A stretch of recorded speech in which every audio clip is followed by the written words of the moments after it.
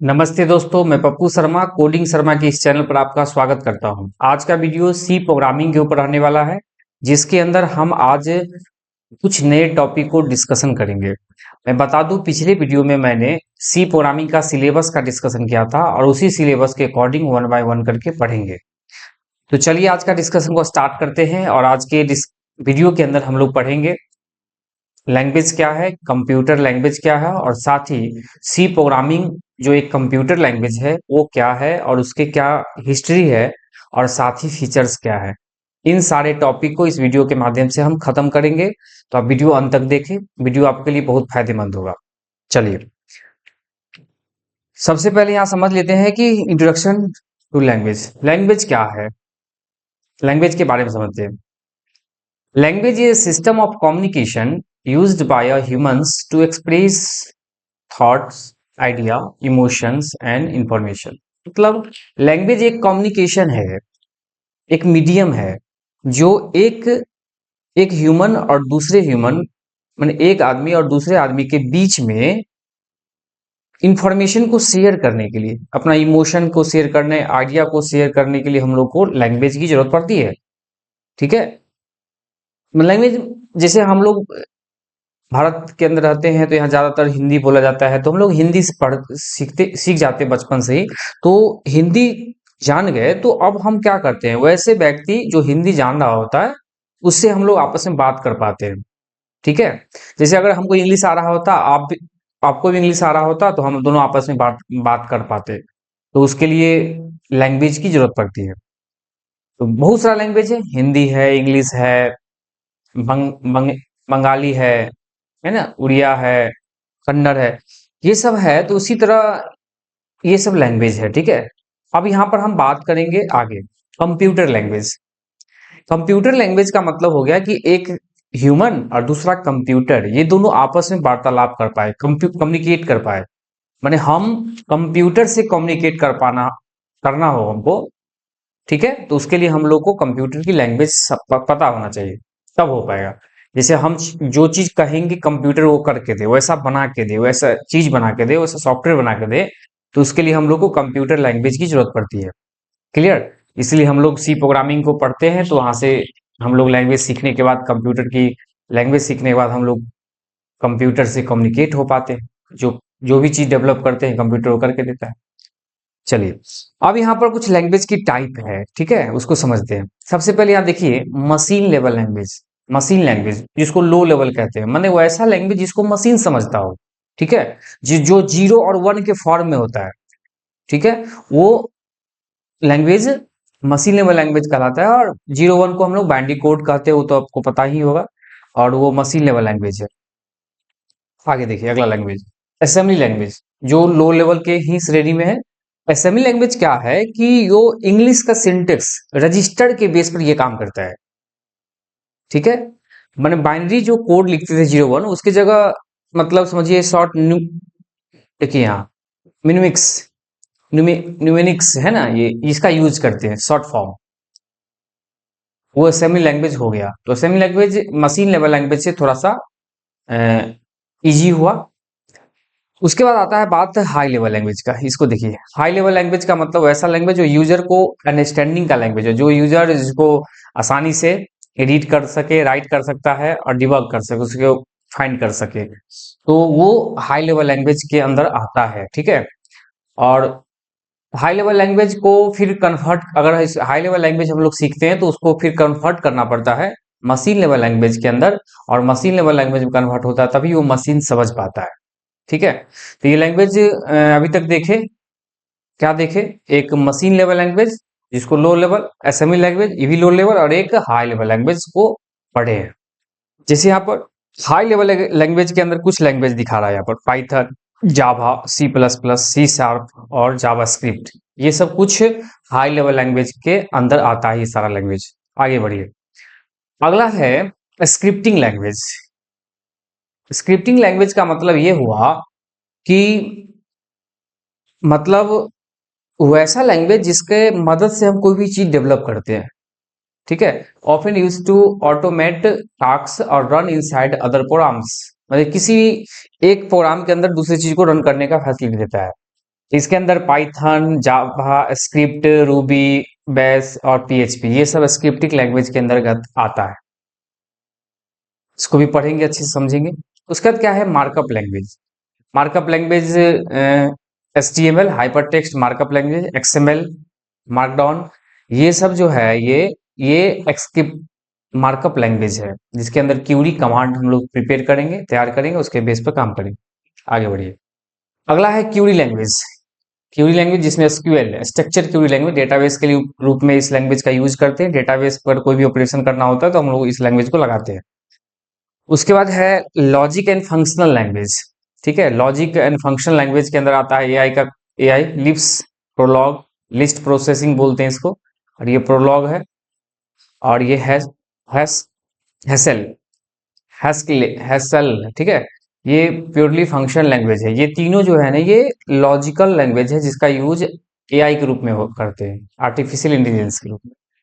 तो ये 7 जो अभी बताए हैं ये है सारा लैंग्वेज, ठीक है, कंप्यूटर की लैंग्वेज है। और मैं बता दूं, सी प्रोग्रामिंग जो है वो हाई लेवल लैंग्वेज से का पूरा फीचर्स को फुलफिल नहीं करता है, वो थोड़ा सा उसके अंदर फीचर्स की कमी है। इसके लिए सी को मिडिल लेवल लैंग्वेज के अंदर रखा गया है।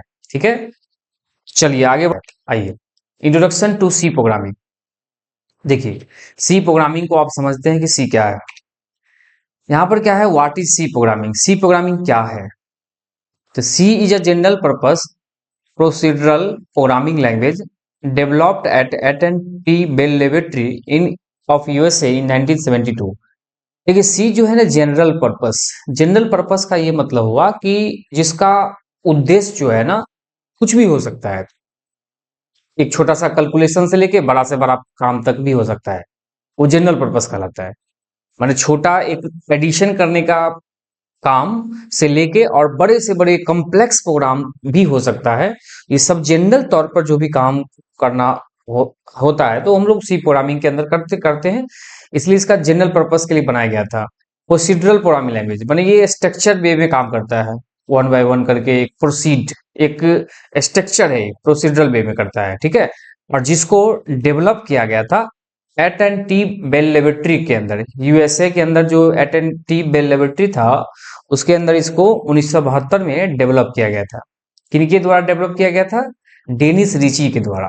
सी प्रोग्रामिंग को डेनिस रिची के द्वारा डेवलप किया गया था। याद रखेंगे आप कि सी प्रोग्रामिंग का इन्वेंट कौन किया था, तो डेनिस रिची। इसको सबसे पहली बार यूनिक्स ऑपरेटिंग सिस्टम के लिए बनाया गया था, ये लिखा हुआ पहली बार यूनिक्स ऑपरेटिंग सिस्टम के लिए इसको बनाया गया। फिर इसको बाद में इसको प्रोग्रामिंग लैंग्वेज के रूप में हम लोग के लिए अदर चीज डेवलप करने के लिए भी यूज किया गया। ठीक है, ये चीज है। चलिए आगे देखिए, हिस्ट्री ऑफ सी प्रोग्रामिंग के अंदर हम लोग देखिए सबसे पहला ओरिजिन 1960 और 1970, यानी 1970 से 60 से 70 के दशक के अंदर बताया रहा है कि इसका ओरिजिन हुआ था। मैंने वही 1972 में ही बनाया गया था। तो वो इसका काम चल रहा था इसके अंदर 1960 और 70 के बीच में। इसमें लिखा है कि जो है सी जो है involved earlier language and BCPL basic combined programming language, ठीक है, and B developed by Ken Thompson, ठीक है, इसके द्वारा किया गया था। और 1972 में डेनिस रिची ने एट एंड टेप लेबोरेटरी के अंदर जो पढ़े हैं पीछे उसके अंदर जो है इस प्रोग्रामिंग लैंग्वेज को डेवलप किया गया था। तो ये ओरिजिन था जहां से इसका शुरुआत हुआ। इसका वो यूनिक्स ऑपरेटिंग सिस्टम को डेवलप करने के लिए इसका इस्तेमाल किया गया 1972, ठीक है, 1972 के अंदर 73 के अंदर इसको यूनिक्स ऑपरेटिंग सिस्टम में इसका उपयोग किया गया। आगे बढ़ते हैं।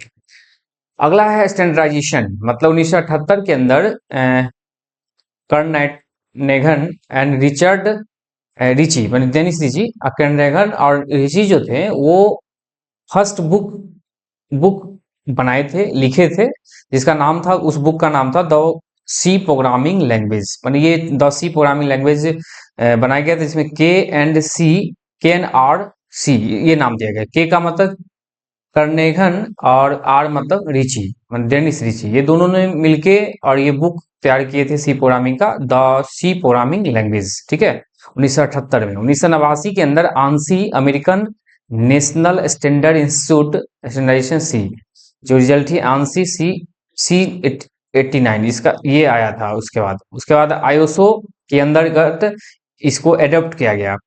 आईएसओ जो है सर्टिफिकेट प्रोवाइड करता है, उसके अंदर जो है इसको मतलब सी प्रोग्रामिंग को डाल दिया। ठीक है, तो ये अब बहुत ज्यादा पैमाने पर यूज होने लगा।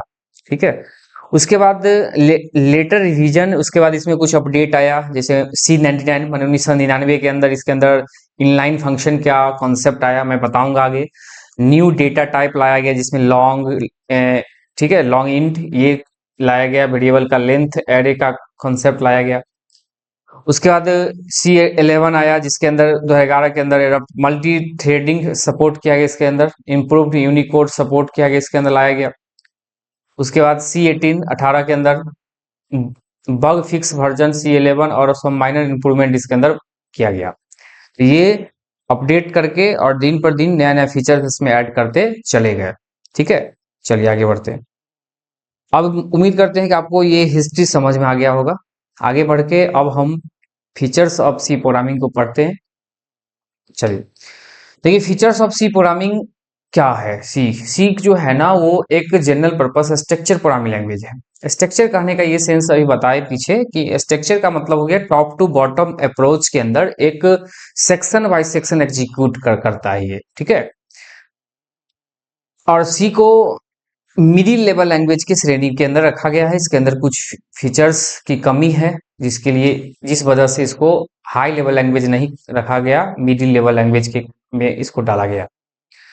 ठीक है, middle level C allow the bits byte address.